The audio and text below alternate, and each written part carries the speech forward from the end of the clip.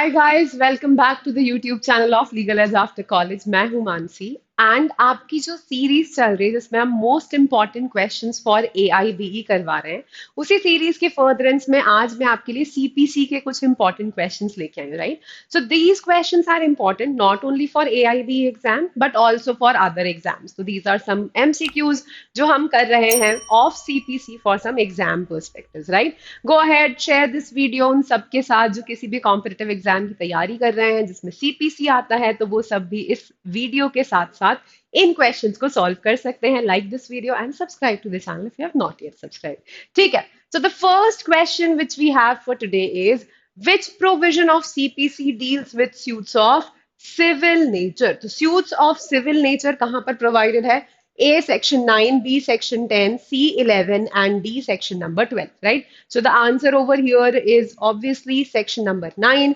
Section number 9 जो है CPC का वो आपको बताता है कि suits of civil nature क्या होते हैं और इसका जो explanation number 1 है और explanation number 2 है specifically the explanation tells you that what are suits of civil nature, right? ठीक है. The next question is which order is related to the maxim action personalis moritur cum persona, right?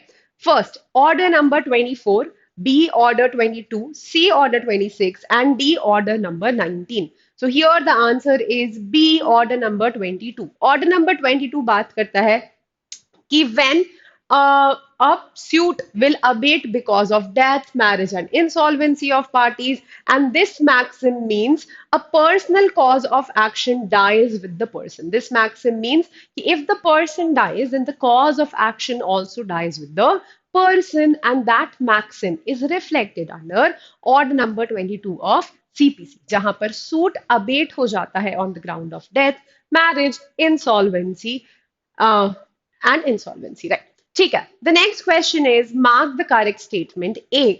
A compromise decree cannot operate as res judicata, but only the rule of estoppel will apply between the parties. B. A compromise decree can operate as res judicata, but the rule of estoppel will not apply between the parties. C. A compromise decree cannot operate as res judicata, and the rule of estoppel will also apply between the parties. D. A compromise decree can operate as res judicata and the rule of estoppel will also apply between the parties. तो correct answer क्या है? Correct answer है ए कि promise compromise decree जो होती है वो race judicata की तरह ऑपरेट नहीं करती but only the rule of estoppel applies between the parties but rule of estoppel की तरह ऑपरेट करती है तो कॉम्प्रोमाइज डिक्री जो होती है वो एक आपकी फाइनल डिक्री रेस जुडिकाटा की तरह नहीं ऑपरेट करती it only operates as an estoppel between the parties जैसे कि कोई प्रॉमिस किया था and you are bound to fulfil that promise and this was held in the case of Pulavarthi Venkata versus Veluri Jagannatha. The next question is the defendant against whom an ex parte decree has been passed can prefer an appeal under. जिस defendant के against ex parte decree pass करी गई है वो कहाँ पर appeal कर सकता है? Order 9 Rule 13, Order 47 Rule 1, Section 96 Subsection 2 or none of the above. So the answer here is very simple. Order 9 Rule 13 के अंदर option number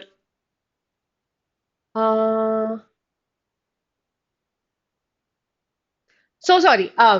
Against whom an ex parte decree has been passed can prefer an appeal. Sorry, setting aside of ex parte decree की बात नहीं कर रहा है ये preferring of appeal की बात कर रहा है तो यहाँ पे ध्यान देना कि क्वेश्चन क्या कह रहा है क्वेश्चन ये कह रहा है कि डिफेंडेंट जिसके against ex parte decree passed है अगर उसे एक्स पार्टी डिक्री से अपील करनी है उसे ex parte decree set aside करने की एप्लीकेशन नहीं देनी है उसे एक्स पार्टी डिक्री से अपील करनी है ठीक है then appeal will go under section 96 subsection 2 right all right ठीक है तो अगर सेट असाइड करवानी है डिक्री तो ऑर्डर 9 रूल 13 के अंदर set aside decree set aside करने की एप्लीकेशन होगी all right.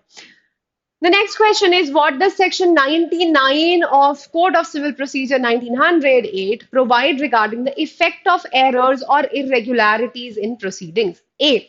A decree will always be set aside if there is any error or irregularity in the proceedings. B. A decree cannot be reversed or substantially varied due to errors or irregularities not affecting the merits of the case. C. A new trial must be ordered in case of any error in the trial process. D. The decree must be reversed in every instance of procedural error. इनमें से section 99 में क्या होगा if there is any irregularities in proceedings? So the correct answer over here is B. A decree cannot be reversed or substantially varied if there are any errors or irregularities in the case. अगर case में कोई errors हैं या irregularities है तो उसकी वजह से कभी भी कोई डिक्री सेट असाइड रिवर्स नहीं हो सकती या उसे सब्सटैंशियली हम वेरी नहीं कर सकते ठीक अगर वो मैरिट्स ऑफ द केस को अफेक्ट नहीं कर रही है बट अगर कोई ऐसी इरेगुलरिटी है कोई ऐसा एरर है जिसकी वजह से जस्टिस ऑफ द केस पर इम्पैक्ट पड़ रहा है या फिर मैरिट्स ऑफ द केस पर इम्पैक्ट पड़ रहा है then that decree can be challenge and that can be challenge under section 99 also. Okay. Sixth is which of the following provisions of CPC 1908 makes the doctrine of res judicata applicable in representative suits? This question has also been asked in AIBE 18, जो आपका last year वाला AIB का paper था उसमें भी ये question आया था कि रेस जुडिकाटा का डॉक्ट्रिन जो है रिप्रेजेंटेटिव सूट्स में कहां पर एप्लीकेबल है section 11 explanation 5 explanation 6 explanation 7 and explanation number 8 तो अगर आप सेक्शन नंबर 11 का एक्सप्लेनेशन नंबर 6 पढ़ोगे it clearly specifies that the doctrine of res judicata is applicable on representative suits also ठीक है कंस्ट्रक्टिव रेस जुडिकाटा का कौन से एक्सप्लेनेशन में है ये क्वेश्चन हो सकता है is the principle of res judicata applicable on execution decree तो एग्जीक्यूशन पे जो डिक्री पास हुई है या एग्जीक्यूशन हो रहा है अगर किसी का तो उस पर रेस जुडिकाटा का प्रिंसिपल कौन से एक्सप्लेनेशन में दिया है सेक्शन नंबर 11 के all of that can be important all which section deals with the proceeds of execution sale to be ratably distributed among shareholders तो execution sale कौन से section में डिस्ट्रीब्यूट करी जाती है सेक्शन नंबर 60, 67, 73 और 75 तो सेक्शन नंबर 73 को अगर आप पढ़ोगे तो उसका टाइटल ही है rateable distribution of proceeds of execution sale is provided under section number 73. Next question is a written statement may A contain new facts in favor of the defendant, B contain legal objections to the claim of the plaintiff, C must be confined to the reply of the plaintiff, D both and B is both A and B is both A and B. ठीक है, all right. The correct answer is D. Both A and B are correct. Contains new facts in favor of the defendant. Contains legal objections to the claim of the plaintiff. ठीक है और ऐसा जरूरी नहीं है कि रिटन स्टेटमेंट में सिर्फ प्लेंट में जो चीज लिखी हो उस पर रिप्लाई हो उसमें नए एलिगेशंस भी हो सकते हैं उसमें कोई नए फैक्ट्स भी हो सकते हैं that is why D is the correct answer The power of the court to set aside a decree as per order 37 rule 4 is तो क्या है कोर्ट की power to set aside a decree under order 37 rule 4 A mandatory है B discretionary है C directory है D both A and C above. तो it is obviously a discretionary power of the court. तो court की power decree set aside करने की order 37 rule 4 के अंदर डिस्क्रिशनरी पावर होती है A plaint is rejected for non-payment of court fees. The remedy is अगर plaint reject हो रहा है court fees नहीं पे होने की वजह से तो क्या किया जा सकता है अपील रिट रिविजन और नन ऑफ द अबव तो यहाँ पर ऑर्डर 7 रूल 11 ऑफ सीपीसी के अंदर अगर कोई प्लेंट रिजेक्ट हुआ है due to non payment of court fees तो उस सिचुएशन में अपील करी जा सकती है ठीक है चल because rejection of a plaint is treated as a decree. Res judicata does not operate between co-defendants, co-plaintiffs against a pro forma defendant, per forma, pro forma defendant, and D is none of the above. So here answer is res judicata हमेशा co-plaintiffs और co-defendants पर applicable होता है, but per forma defendants जो होते हैं उन पर applicable नहीं होता, and that is why C is the correct answer. Under which provisions of CPC can a plaintiff withdraw a suit with the permission of the court? तो court की permission से plaintiff suit withdraw कौन से order के कौन से rule के under कर सकते हैं 22 rule 1 23 rule 1 21 rule 10, order 11, rule 12. So order 23, rule 1. Order 23 talks about withdrawal, compromise and abandonment of suit. ठीक है, तो withdrawal, compromise, abandonment तीनों ही चीजें आपको order number 23 में मिलती हैं. देखो सीपीसी के लिए एक बहुत इजी चीज है एआईबी के एग्जाम के पर्सपेक्टिव से अगर मैं बात करूं, अगर आपको सिर्फ सारे ऑर्डर्स का नाम भी याद है तो भी आप बहुत सारे ऑर्डर बेस्ड क्वेश्चंस को बहुत इजीली कर लोगे. तो जो आपके 51 ऑर्डर्स हैं, सारे ऑर्डर्स के आप नाम बस याद कर लो तो भी आपका बहुत पोर्शन ऑफ सीपीसी कवर हो जाएगा. और जो आपके सेक्शंस हैं, तो सेक्शंस में अगर आप सेक्शन नंबर 75 तक अच्छे से कर लेते हो, ठीक है, 75 तक थोड़ा अच्छे से कर लो, उसके बाद 112 से लेके 115 तक के थोड़े कर लो, 96 to 100 वाले जो आपके प्रोविजंस हैं वो कर लो, ठीक है. बीच में 94 95 जो है that is also slightly important. और फिर आपका सीधे कैविएट वाला जो 148 ए है वो कर लो, savings power of the court 152. इतना अगर आपने कर लिया, मतलब सेक्शंस थोड़े अच्छे से अगर आपने कर लिए और ऑर्डर्स के बस नाम अगर याद कर लिए तो भी बहुत इजीली हो जाएगा. और सेक्शंस भी मैं बता रही हूँ, अगर इन सेक्शंस का भी सिर्फ इंडेक्स इंडेक्स भी पढ़ के चले जाओगे ना तो भी एआईबीई इजीली हो जाएगा. CPC for AIB. ठीक. Jurisdiction of a court depends upon the A, averments made in the plaint, B, defense in the written statement, C, both A and B, and D, none of the above. तो jurisdiction किसके basis पे decide करता है court? Jurisdiction court हमेशा plaint के basis पे decide करता है. ठीक है, so A is the correct answer over here. Which section of the code provides for enforcement of a decree against a legal representative? Legal representative के against decree कौन से section में enforce हो सकती है? देखो, जो section number based questions होते हैं ये सबसे easy होते हैं पेपर में solve करने के लिए, क्योंकि आपके पास बेयर एक्ट है, आपको सीधे उठाना है ये सेक्शन नंबर्स. देखो इनमें से कौन से सेक्शन नंबर में लिखा हुआ है कि लीगल रिप्रेजेंटेटिव के अगेंस्ट डिक्री एग्जीक्यूट हो सकती है. Simple, go ahead and mark it. 51, 52, 56, 58 answer है 52. 52 में लिया है कि legal representative of a deceased party के अगेंस्ट भी डिक्री एग्जीक्यूट करी जा सकती है टू द एक्सटेंट कि उसके पास जितनी प्रॉपर्टी आई है of the deceased person. Okay. Which of the following deals with the transfer of decree in CPC? Transfer of decree कहाँ होता है?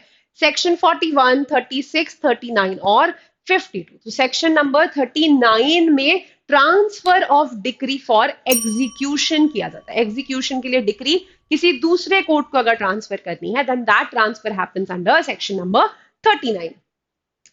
Provision regarding filing of suits by an alien under CPC is dealt under.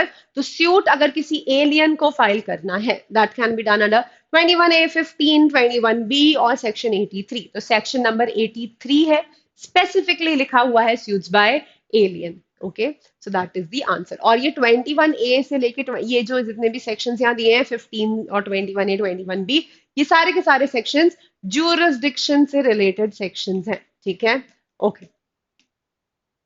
The court में frame the issues from. Court issues कहां से frame करता है?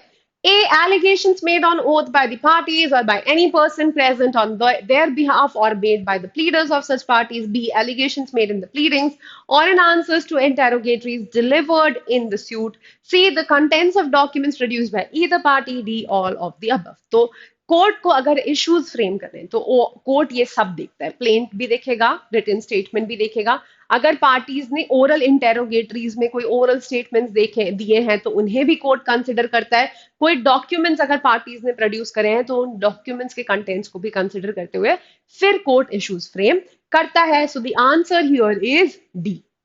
Doctrine of res judicata applies to A, changing circumstances, B, static situations, C, both, and D, none of the above. तो res judicata कब apply होता है? जब इश्यूज सेम हैं, पार्टीज सेम हैं और आप दूसरा सूट इंस्टीट्यूट करना चाहते हो, मतलब सिचुएशंस एग्जैक्टली सेम है. तो यहाँ पे क्या है? Static situations will be the answer which is B.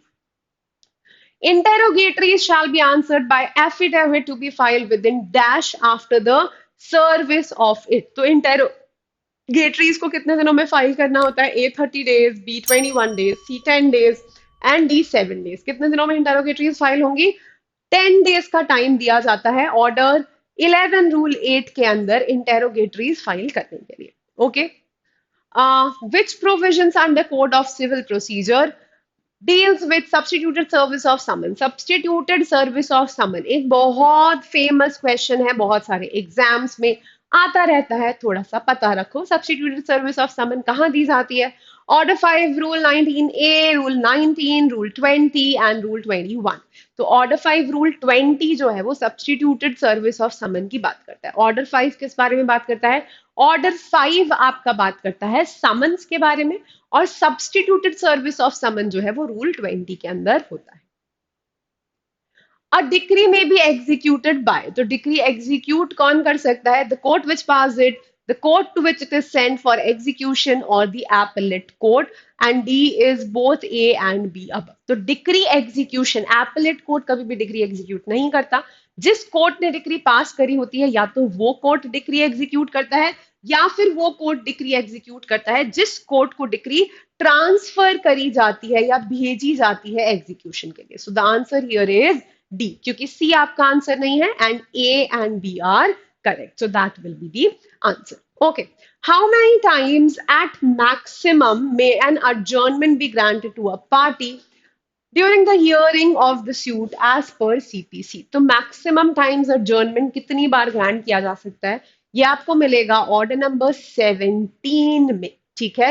And 2 times, 3 times, 4 times, no time limit, तो 3 बार ही किया जा सकता है किसी भी पार्टी के फेवर में, मैक्सिमम 3 टाइम्स। और सेक्शन 35B ऑफ सीपीसी भी कहता है कि मैक्सिमम 3 बार adjournments ग्रांट किए जा सकते हैं किसी भी एक पार्टी के फेवर में, उससे ज्यादा adjournments ग्रांट नहीं किए जा सकते, ठीक है। A statement given by a judge on the ground of a decree or order is called, कोई statement जो जज देता है on the ground of a decree or order, उसे क्या कहते हैं? A plaint, B written statement, C judgment, और डी समन्स। तो क्या कहते हैं उसे? जजमेंट कहते हैं। डिक्री और ऑर्डर के जहां पे ग्राउंड्स लिखे होते हैं उसी को हम जजमेंट कहते हैं। जजमेंट की डेफिनेशन जो दी हुई है वो आपके सेक्शन नंबर 2 के क्लॉज, कौन से क्लॉज में दी है? That you tell me in the, कौन से सब सेक्शन में दी है? That you tell me in the common section. Okay, चलो। An order issued by the court under CPC as per Order 21, Rule 46 for recovery of amount due to a judgment creditor is known as, जहां पर court issue कर रहा है order, order 21 के rule 46 में recovery of amount के लिए किसी को ऑर्डर दे रहा है, उस इंसान को क्या कहते हैं? उस टाइप के ऑर्डर को क्या कहते हैं? IT order, garnishee order, decree holder order, या फिर बैंक ऑर्डर। तो इसे हमेशा ही गार्निशी ऑर्डर कहा जाता है, ठीक है। जो कोर्ट इशू करता है जजमेंट क्रेडिटर का, जो क्रेडिटर है, का जो डेटर है, उसको जब कोर्ट क्या करता है? ऑर्डर इशू करता है for payment of expenses in a decree, that is known as a garnishee order, ठीक है। Which of the following sections of the code defines suit? Suit कहां पे डिफाइंड है? सेक्शन 2, सेक्शन 9, सेक्शन 2 सबसेक्शन 9, और D है not defined. तो कहीं भी सूट की डेफिनेशन नहीं दी हुई है and that is why the answer is not defined, ठीक। among the following who cannot be arrested during execution of a money decree? money decree के execution में किसको arrest नहीं किया जा सकता? A women, B any person, C partner, D none of the above। तो वहां पे clearly लिखा है कि no women shall be arrested in execution of a money decree, and the answer is A, section number 56 में provided है, ठीक। Which of the following actions can be taken by the court under its inherent powers as per section 151 of CPC? तो 151 में जो court की inherent powers है, उसमें court कैसे orders पास कर सकता है? Reopen a case already decided on merits, grant reliefs not specifically provided for in the court to prevent abuse of the court's process, amend substantive laws governing civil disputes, D override any other provision of CPC. तो क्या है? B is the correct answer. The court can grant reliefs not specifically provided under CPC to prevent abuse of the process of court. Section 151 clearly कहता है कि civil court किसी भी तरीके का ऑर्डर पास कर सकता है to prevent abuse of the process of court, ठीक है, or to ensure justice. चल, which of the following properties cannot be attached in the execution of a decree? Execution of a decree में क्या attach नहीं हो सकता? This is provided under section number 60, section number 60 में पूरी एक list दी हुई है कि ये चीज है एग्जीक्यूशन ऑफ डिक्री में अटैच नहीं करी जा सकती। तो A a person salary, B property used by a judgment debtor for business, C pensions and gratuities, D land owned by judgment debtor. तो क्या हो सकता है? हाँ, तो सैलरीज का भी कुछ पोर्शन है जो अटैच नहीं हो सकता, बट सैलरी पर से अटैचेबल है कि नहीं? तो सैलरी अटैचेबल है। Property use by a judgment debtor for business, business के लिए कोई प्रॉपर्टी यूज करता है, अटैचेबल है। पेंशन एंड ग्रेट्युटीज अटैचेबल नहीं होती है। ठीक, so C is the answer over here. Section 34 of the code does not deal with, section 34 of the code किस बारे में बात नहीं करता? A interest from the date of decree, B interest prior to the suit, C interest pendente lite and D none of the above. तो 34 बात नहीं करता about interest prior to suit. ये कहता है कि इंटरेस्ट दिया जा सकता है from date of the decree, interest दिया जा सकता है पेंडेंट लाइट। ठीक है, जब सूट पेंडिंग था उस ड्यूरेशन पे दिया जा सकता है, that is provided under section number 34। Actually the answer here should be,